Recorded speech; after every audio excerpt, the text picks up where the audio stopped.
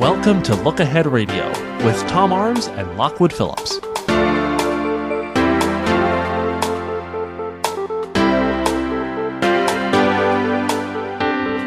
Viewpoints around the world here on the talk station FM 107 AM 1240. It's every Wednesday afternoon we get the opportunity to talk with our reporter in the world, or if you will, in the field, and of course that being Tom Arms. He is also the editor of LookAheadNews.com and of course Look Ahead Radio. And every Friday afternoon we like talking with Tom to find out what's the world events and how they are, well, how they're moving and what we can expect in the week ahead. That's the reason for the name Look Ahead, Look Ahead Radio and Look Ahead News. As always, to remind you, you're listening to a very special program. This portion, of course, has been pre-recorded to accommodate both my travel plans as well as those of our editor, Tom Arms. And with that, Tom, good afternoon, or actually good evening for you. Good evening to you. It's just evening now, just starting to go into the gloaming, the dusk, if you like. Well, I've got several quick questions to ask you. First, the weather, what's it like in London? Oh, well, it's been changeable. One day it's bright and sunny, and the next day it's wet and miserable. But is this typical weather for London? I don't think there is such a thing as typical weather for London, which is why weather is such a good topic of conversation. It is always changing. That's like politics, as a matter of fact. And speaking of changing, in the States, we now have daylight savings upon us, and I'm just curious, do the Brits like to save daylight? I think they like the summer. They like it when it doesn't get so dark late at night. It depends. If you're a farmer, you really, are very fond of it in the winter, not so fond of it in the summer.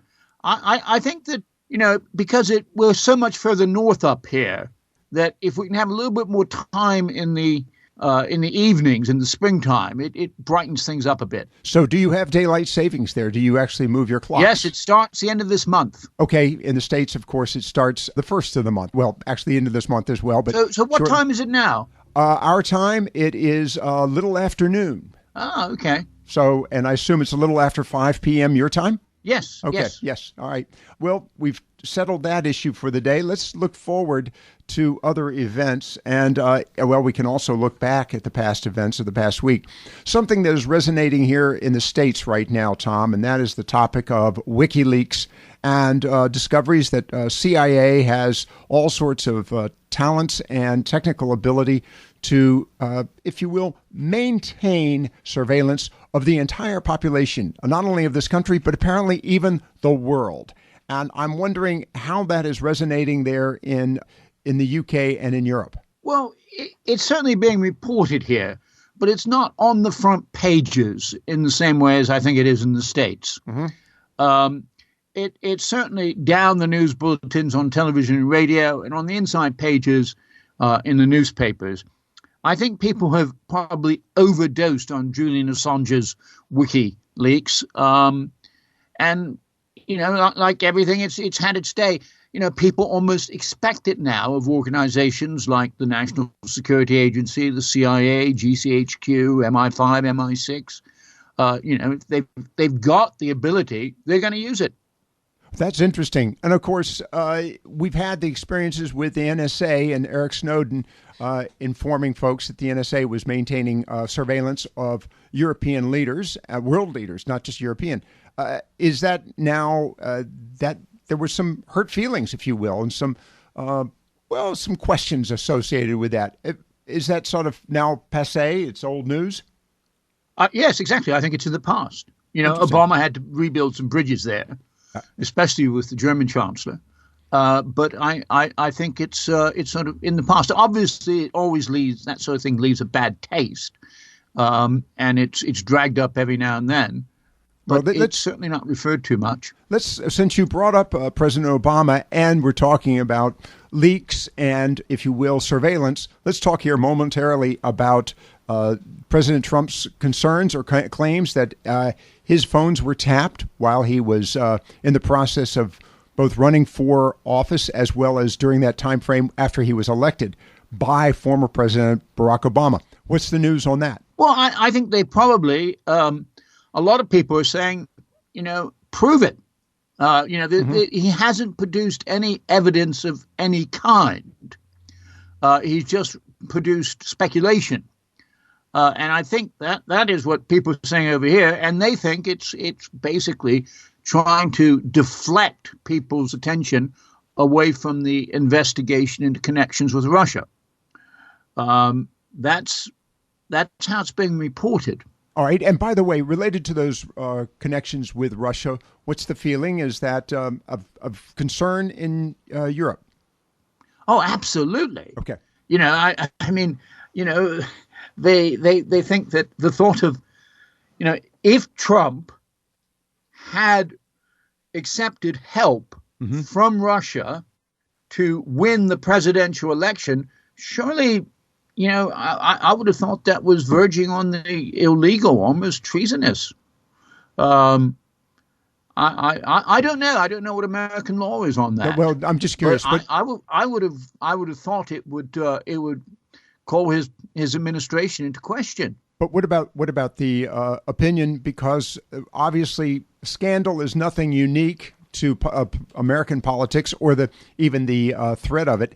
Is there a feeling that the European community is feeling left out, or are they just taking a sort of a jaundiced view of what's happening here right now in relationship to those accusations? No, because they know that the Russians are hacking into their computers as well. Okay. There's lots of evidence of Russia trying to influence the political process here in Europe. They know they're not alone. The question, that's not the question as far as President Trump is concerned. The question is whether or not the Trump team used the information that might have been gathered by the Russians in hacking into the DNC computers to their advantage. Whether they sought it out, whether there were connections between the Russian government and the Trump team. Everyone's used to the Russians doing this sort of thing. Nobody likes it, and they all complain about it. And the Russians deny it vehemently, but then they would. Well, you would expect. All right. Before we wrap things up in this first segment with, of course, our foreign editor, Tom Arms of LookAheadNews.com, and as well as Look Ahead Radio. And by the way, just to remind you, Look Ahead Radio heard every Friday on this station and, of course, stations around the world. One other quick note related to the presidential issues here in the U.S., new travel directives. How is that being reported in Europe and around the world? Well, it's being reported as he's doing a better job of it the second time around. It's not quite so, as we would say over here, shambolic. However, it's still viewed over here as a travel ban against Muslims, not just against specific countries. I think this is because of the connection people make between the speeches during the campaign and the actions that are being taken after Trump has taken office. And as such, as a directive, a travel directive against Muslims, then it must fall foul of the freedom of religion clause in the Constitution. Well, it's really aimed at countries not which happen to have a significant Muslim population, significant, not necessarily total, but it's aimed at 7 countries, but that we'll not parse that today.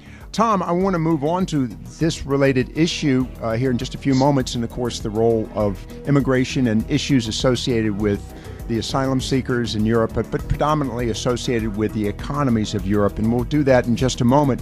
Just to remind folks, we have joining us this afternoon, every Wednesday afternoon at this time, as a matter of fact, Tom Arms of LookAheadNews.com. And by the way, you can yourself become a reader of that blog by just going to the website, LookAheadNews.com, and of course, Look Ahead Radio. You're listening, of course, to Viewpoints Around the World with Tom Arms, here on the talk station FM 107 AM 1240. Look Ahead Radio will return in just a moment. This This is Tom Arms with LookAheadNews.com's expanded world analysis for the week beginning the 13th of March. LookAhead broadcasts tomorrow's news today so that you can plan to participate. Version 2 of President Trump's travel ban takes effect next Wednesday if the federal court in Hawaii doesn't block it. State authorities are opposing it on the grounds that the ban breaches religious freedom rights and damages the state economy.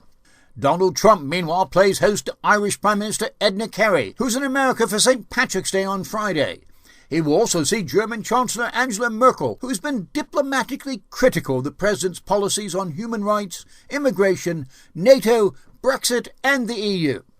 Secretary of State Rex Tillerson is on a Far Eastern tour next week to discuss North Korean missile tests.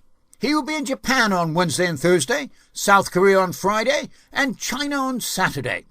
In each country he'll meet his counterpart, and in China he's expected to also meet President Xi Jinping. In Beijing, Mr. Tillerson will also try to repair damaged Sino-American bridges while stressing America's position on the South China Sea and East China Sea. G20 finance ministers meet in Baden in Germany next Friday and Saturday. Earlier in the week, the new U.S. Treasury Secretary, Steven Mnuchin, is in Berlin on Wednesday and Thursday for talks with his German counterpart, Wolfgang Schäuble. The OECD on Tuesday launches its annual report for the G20 countries.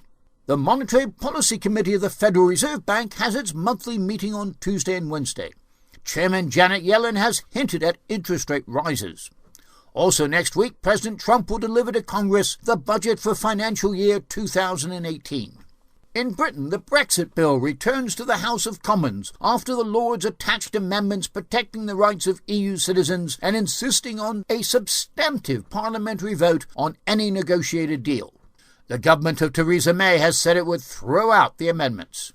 Meanwhile, Foreign Secretary Boris Johnson flies to Moscow for talks on Syria and Ukraine, issues over which the Foreign Office said Britain and Russia have significant differences.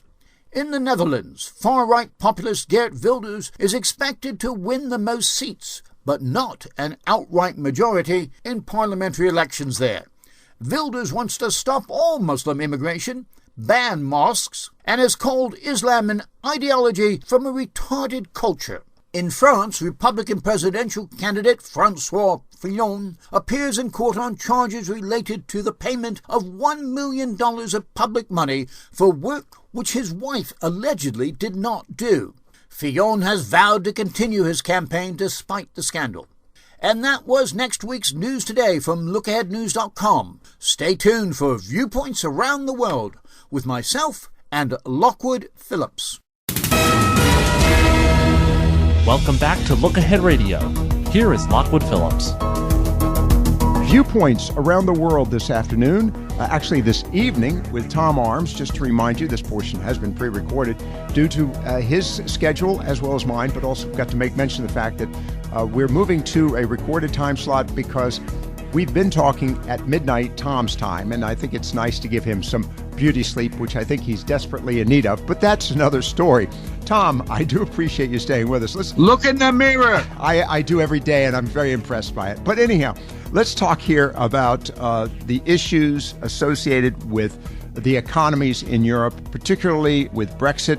What's happening? The House of Lords, there's going to be apparently some negotiations. What are we talking about? Well, what's happened is the House of Lords has passed 2 amendments to the Brexit bill, neither of which the government likes, and they're going to try and overturn them in the Commons. But it does give support to those people, those parliamentarians in the Commons, to rebel against the government. Now, one of them, the first one, which they passed last week, says that EU citizens, and there are 3 million of them, EU citizens in the UK will continue to have the right to live here. That is, those people who are members of the EU now and are living in the UK now and will be living in the UK at the time of Britain's formal departure will continue to have the right of residence in the UK. Mm-hmm. Now, this was Mrs. May was holding this in reserve. She was using these people basically as a bargaining chip because there's another 2 or 3 million Britons living in Europe. And what she's saying is, I don't want to give the right of abode to 3 million people in the UK unless the EU gives right of abode to 2 or 3 million Britons living in Europe. Now, a lot of people say, well, this isn't fair to 3 million and we should take the initiative. The other one is Parliament having a substantive vote on the issue of leaving the European Union when the details of the negotiation are completed. I find that interesting that I thought the vote was done. Well, the vote was done on the principle. The vote was done on the principle. Okay. And Mrs. May promised another vote, but the vote would simply be a vote by Parliament on yes or no. Either you accept what she's negotiated or you reject it. And if you reject it, we have no deal, but we leave the EU anyway.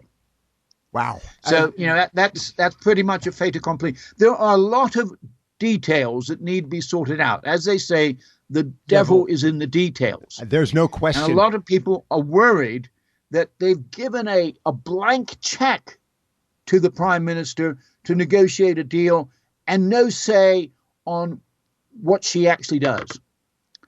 It's a bit like, any treaty in Congress or any treaty in the United States has to be approved by Congress. I find this interesting because obviously Brexit, frankly, is kind of old news, but it has so many twists and turns. And of course, we're going to get into this in a few moments about the impact this has on upcoming elections in France and Ireland, and also, I might add, Netherlands and Germany. So there's so many twists and turns. Let's stay with the EU for just a few more moments here with you. Tom Arms, again, of LookAheadNews.com and LookAhead Radio. Multi-speed EU agreement? What is this? Well, this is very interesting. There's a meeting on Monday between the presidents and prime ministers of Germany, France, Spain, and Italy. And the idea was to come up with EU reforms in preparation for the 60th anniversary of the Treaty of Rome, which founded the European Economic Community. And that's going to be on the 25th of March. And basically what they've come up with is a proposal to introduce a two-speed or two-tier Europe, so that those people or those countries which don't want to move towards European Union as fast as the others, or not as economically advanced, can approach it a lot more slowly. And they're going to present this to a heads of government meeting on Thursday and Friday, to the other 27 heads of government. If they'd done this years ago, instead of fighting against it, you might not be having Brexit. You might not be having the problems in Italy and Greece that you're having economically. And so I think it's a bit of a cock-up, to be quite honest. No, why do you say that? I mean, is this a situation that is too late to solve, is what you're saying? I think it's closing or bolting the stable door after the horse is bolted a bit. Yeah. Britain has left Brexit. These are things that Britain was arguing for. And the Germans and the French were saying, oh, no, we've all got to go together. And of course, you've got the overall economy of Europe under stress as a result. All right, let's move on to one other quick item here related really to the United Kingdom before we move over to the continent. Northern Ireland, you've got some elections there. We've had some elections there.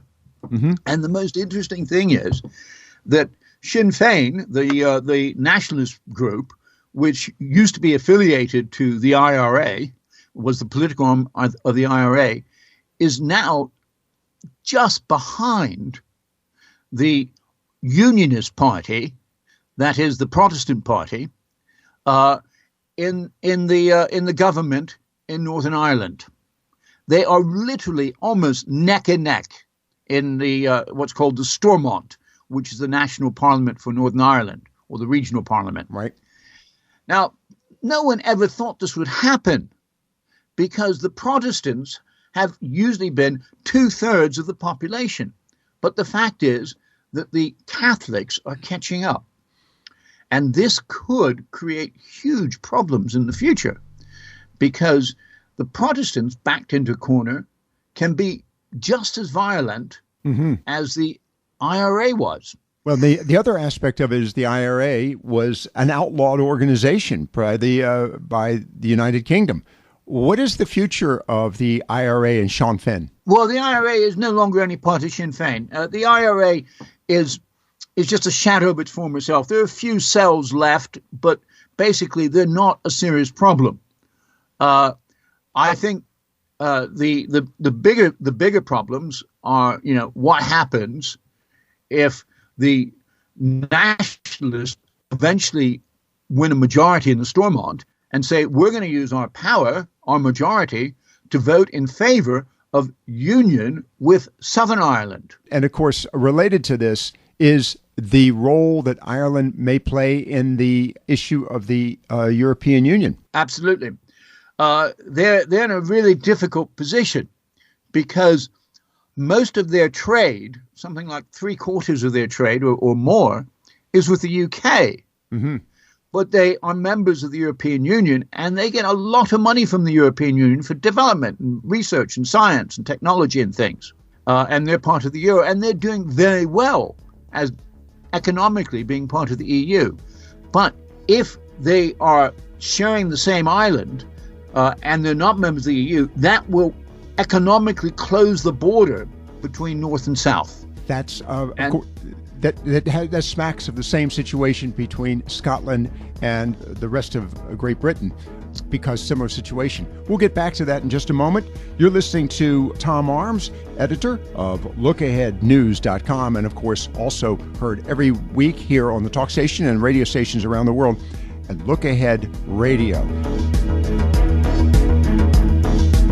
Look Ahead Radio will return in just a moment.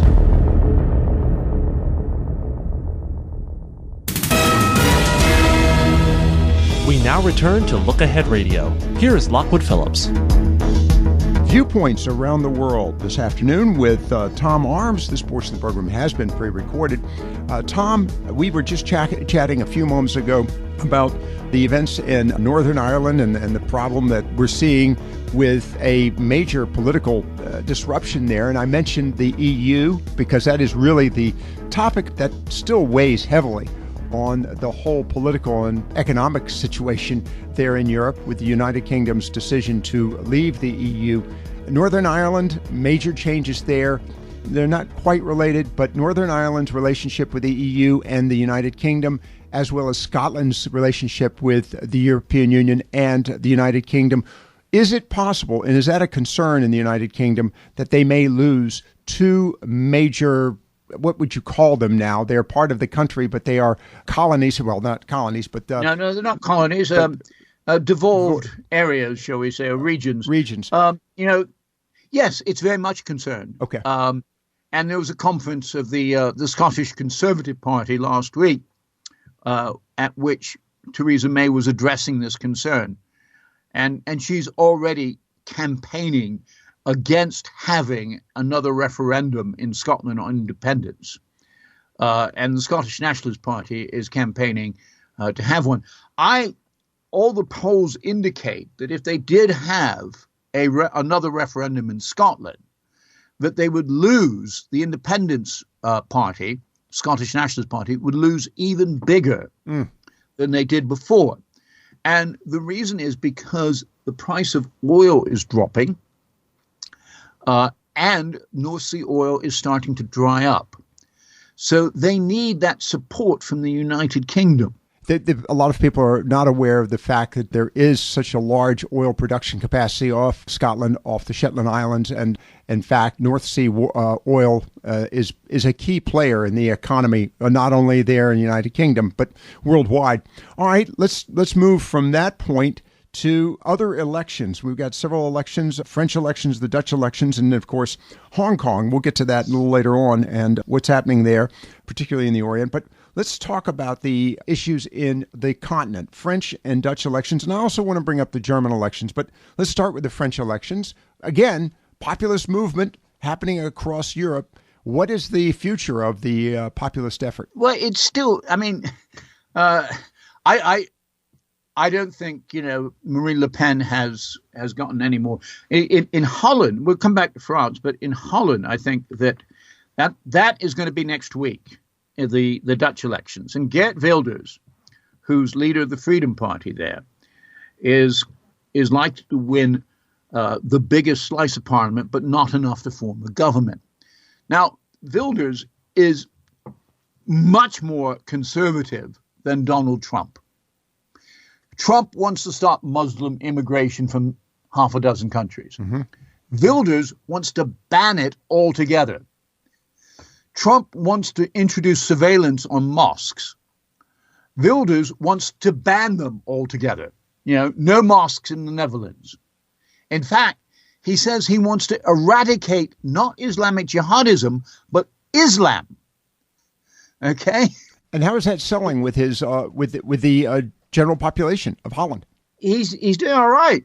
Wow. Now, the reason is because a lot of people say that he's incredibly intelligent. They don't necessarily a lot of people don't like his policies, but they like the personality. He's quite charismatic. Mm-hmm.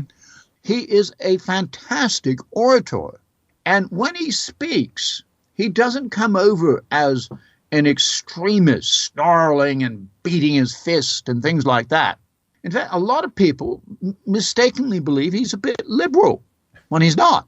So because of this persona, he's able to draw in, and he's a very personable person, he's able to draw in a lot of the floating voters, which is why he's doing well.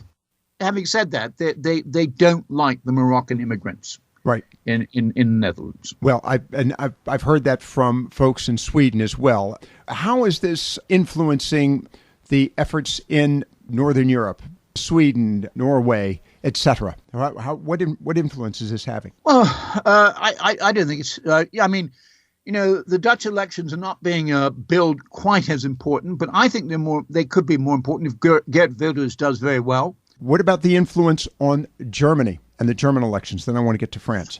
Germany is different. I don't really believe that the populist right has much of a base in Germany. As I've said, they've got 15% solid.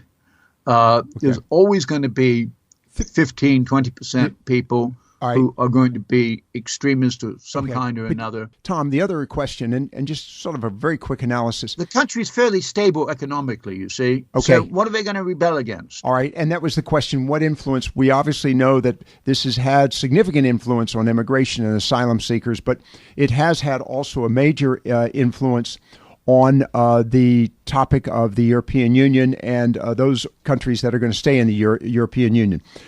At this point, are there any countries other than France that seem to be on the precipice of leaving the European Union as well? Well, the Netherlands. Netherlands, definitely. Yep. Hungary. Okay. Czech Republic. All right. So that being said, should Geert Wilders win, does this cause greater concern for the European Union? Yes, okay. It does. It's another straw on the EU's back. Okay. It's not as, Brexit was more like a pile of bricks. But so it's one brick rather than a pile. All right. Brexit has kicked it off. Let me move on because we're running out of time here in this segment. I want to talk about the French elections because that has been scandal plagued. It has been, and I can't see how Fillon is hanging on, but he is, and it really looks as if he's going to be. He was tipped to be number 2 in the first poll and to win the presidency. Everyone was saying, Francois Fillon was going to be the next president. But, he is being charged with corruption and embezzlement from the state. And he refuses to leave the campaign, even though he previously said, if I am charged, I will step down and let someone else take my place. All right. Now, we jumped right into the middle of that. For some who were not aware of the particulars in France, we have 3 major candidates, and it's going to take at least 2 elections to select the president. My question to you, let's really quickly go through the list of the candidates, the 3 primaries, the 3 primary candidates. Well, Marine Le Pen from the National Front, she's the far-right candidate. Mm-hmm. Francois Fillon, who is the conservative sort of center-right candidate, if you like. and then Emmanuel Macron, who is the centrist to center-left candidate. And Macron was really a latecomer to the election. Let's talk about Fillon. His problems are basically a family affair, as it were. He's helped finance his wife's. She was on the payroll, and that was the big scandal. To the tune of $1 million. Yeah. Okay, and he has been charged. Paid his children as well. Okay, and he's been charged. What's the crime? Well, basically, fraud. Because he claimed that his wife was working in his office in the National Assembly, and nobody's ever actually seen her there. Okay. So, all right. Well, maybe she was working, but working, shall we say, distance commuting, something of that nature. All right. Let's talk about Marine Le Pen. You've said from the outset that there was no chance she was going to win. Is there a chance? Well, of course, there's a chance. I mean, they're having they're having polls, okay, opinion polls all the time, obviously, as they do everywhere else. And there are two opinion polls, and that is who's likely to win the first round, and then who's likely to win the second round. Now, let me explain. They have two rounds where basically anyone can put their name on the ballot, and then they take the top two from the first round, and they have a runoff election 2 weeks later. Now, she is billed to win the first round because she has a solid 30%, maybe a little bit more, of the vote behind her. But it's flatlined at that. All right, no growth. All right, now the next question, though, is in light of the events happening in the Netherlands, in Germany, might those influence the French election? Because I'm gathering, Tom Arms of Look Ahead News and Look Ahead Radio with us, lookaheadnews.com, that, frankly, the two biggest players in the European Union are France and Germany, other than the UK. If Marine Le Pen does win, and we have Geert Wilders winning in the Netherlands, could that doom the European Union? Yes, it could. Okay, it could. We won't get into the details on that. All right, let's talk about Macron. How is he able to build his coalition in light of the fact he was a very latecomer to the campaign? He wasn't a latecomer to the campaign. He was a latecomer to politics. Okay. He's never held elected office. Oh, all right. He was a businessman. He joined the Hollande administration as an economic advisor and very quickly rose to be appointed economic minister. Okay, so he's held public office though. Not for 2 years. Okay, only 2 years. He's only 39 years old. All right. Does he, at this point, is he the dark horse that everybody is looking to? He's not even a dark horse. He's ahead of Fillon in the polls. Okay. And when they do opinion polls of who's likely to win the second round of elections, people, 60% of the population are saying they'd vote for him. Interesting. All right, we're going to get back to this in just a moment. I just was curious about how this is all sort of wrapping up. We've got Tom Arms of LookAheadNews.com with us this afternoon, along with Look Ahead Radio, of course, heard every Friday afternoon here on the talk station, which you're listening to this afternoon, Viewpoints Around the World. Look Ahead Radio will return in just a moment. Observations of an Expat by Tom Arms from LookAheadNews.com. There was a massive elephant in the British House of Commons on Wednesday.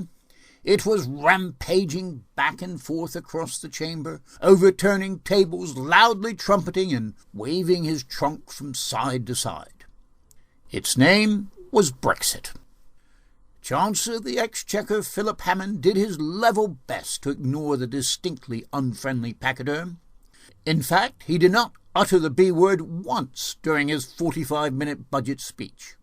But the Brexit elephant was as plain to see as the Chancellor's traditional red box.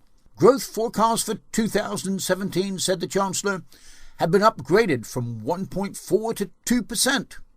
Employment forecasts are rosy, and predictions for government borrowing are down, down, down.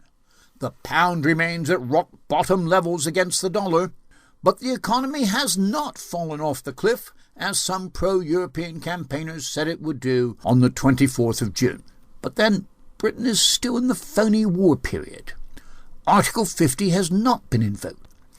Details of the government's negotiating position remain shrouded in mystery. Details of the European Commission negotiating position are a total enigma. The markets, the banks and the investors on whom the British public rely for the paychecks that keep them in food, clothing and shelter are still playing the wait-and-see game. They don't want the expense and bother of uprooting themselves from comfortable London bases, so they're waiting. They're waiting for the end of March when Mrs. May is due to invoke Article 50 of the Lisbon Treaty and start the negotiation ball rolling. They're waiting to see just how hard the hardball is that is thrown out by the Commission negotiators and Chancellor Merkel. They're waiting to see just what bribes and enticements Mrs. May will offer foreign businesses to remain in Britain and foreign governments to sign quick trade deals. Philip Hammond is waiting too. And the former Remain campaigner is saving his pennies because he believes that the picture of post-Brexit Britain will be considerably less rosy than that painted by his Brexiteering cabinet colleagues. For that reason, he's being raked over the coals for breaking an ironclad election promise not to raise taxes or national insurance.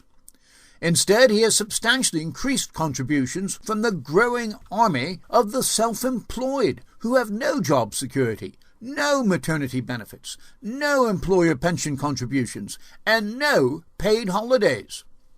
Social services, the National Health Service, and education, they're all under severe strain after 7 years of austerity budgets.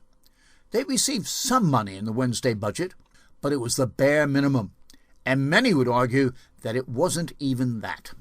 The problem, as the Chancellor pointed out, is that Britain has a $2 trillion debt. That is almost $70,000 for every household in the country. And with the uncertainty created by the Brexit elephant, this is not the time, as the Chancellor said, for more unfunded spending in the future.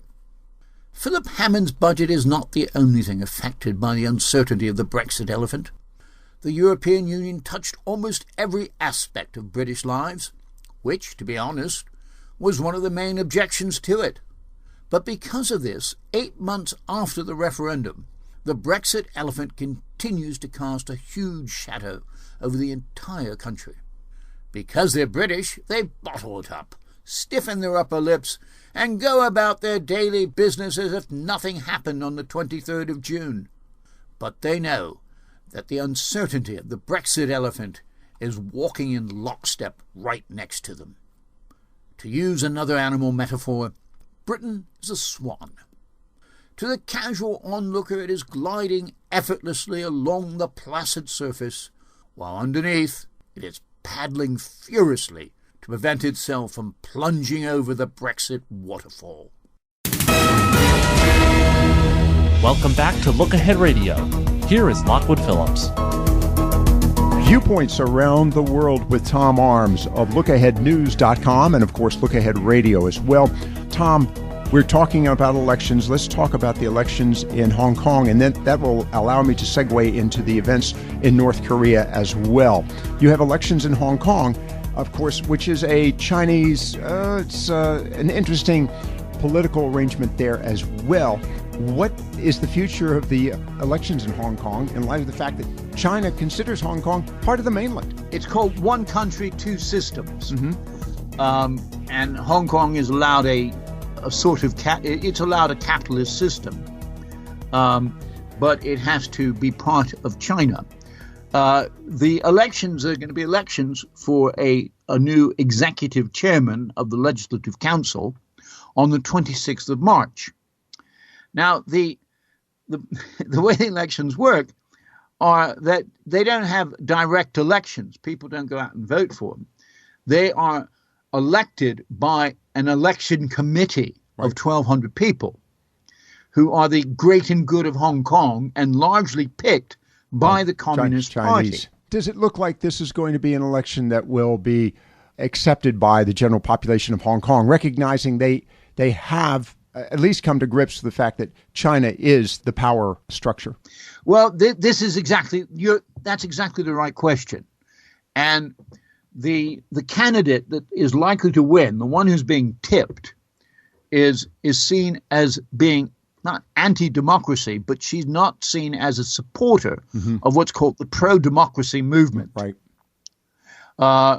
The person who's seen as a pro-democracy movement is a Mr. Sang, the one whom the Communist Party is appearing to support is a Mrs. Lam, Right.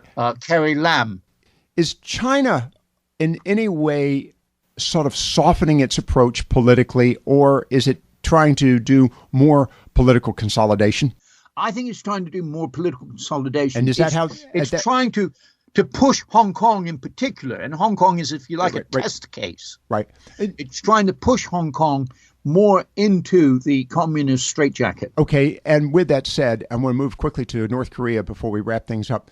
With that said, how does, again, the European market and particularly the UK see this? Is it really something that's just of interest, or is there grave concern? Well, there's grave concern because they know that most of the people in Hong Kong don't want to be pushed into the communist straitjacket. Okay. And so they might push back. And you're talking about, a city which has a greater GDP than most countries. Right. And it's been a major player. And of course, that's why China, and I'm emoting here, why China appreciates Hong Kong, because it's really its entry point into the commercial free world, as it were. Let's move quickly to North Korea, and we'll bring it back to the States as well. Concerns associated with the missile testing by the North Koreans, the impact on South Korea, but also the U.S. involvement.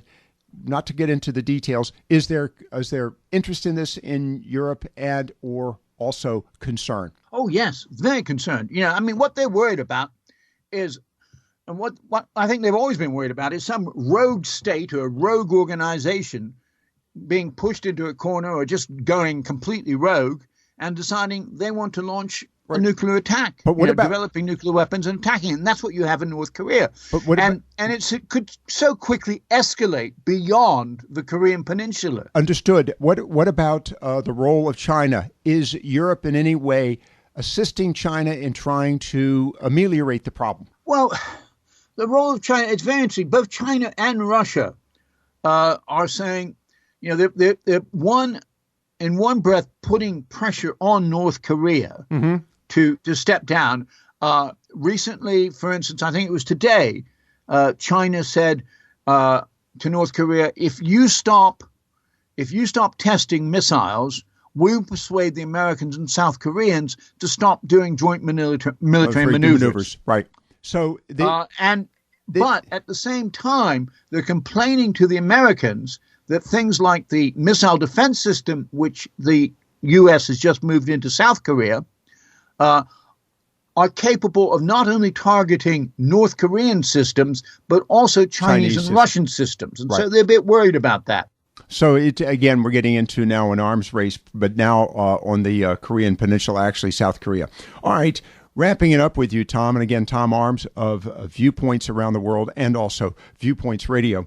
I see a little note here. Corruption bus tour in Mexico? Yeah, well, some Mexican entrepreneurs have come up with a clever way of legally exploiting state corruption in Mexico. They've started bus tours of monuments to corruption on what's called the Corrupta Tour. And it goes around, it's an old school bus that goes around Mexico City, pointing out all the buildings which are a result of corruption and things like that, like a court's tower, which cost $100 million to build when it should have been like $10 million. I can see this making it in other countries as well. Very interesting. Tom Arms, of course, of LookAheadNews.com and also Look Ahead Radio, heard every Friday afternoon here on the talk station and radio stations around the world.